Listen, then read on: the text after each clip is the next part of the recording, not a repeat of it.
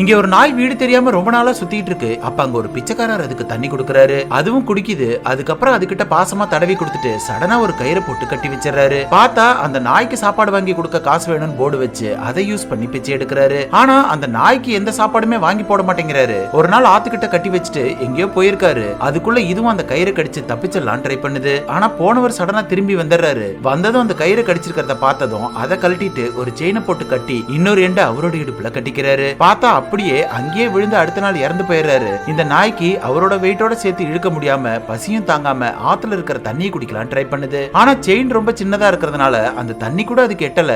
இப்படியே 2 நாள் ஆகி இதுவும் சாகர நிலைமைக்கு போயிடுது. பார்த்தா கடவுள் மாதிரி 2 பசங்க அந்த இடத்துக்கு வந்து அதோட செயினை பாக்குறாங்க. அப்புறம் தான் இங்க ஒருத்தர் இறந்து கிடக்கிறதையும் நோட் பண்றாங்க. சோ இந்த செயினை உடனே ரிலீஸ் பண்ணிடுறாங்க. இவங்க ரிலீஸ் பண்ண அடுத்த செகண்டே பசி தாங்காம ஓடி போய் அந்த ஆத்து தண்ணியை குடிக்குது. கடைசியா அதோட வீடை கண்டுபிடிச்சு ஓனர் கூடயே சேர்ந்துருது.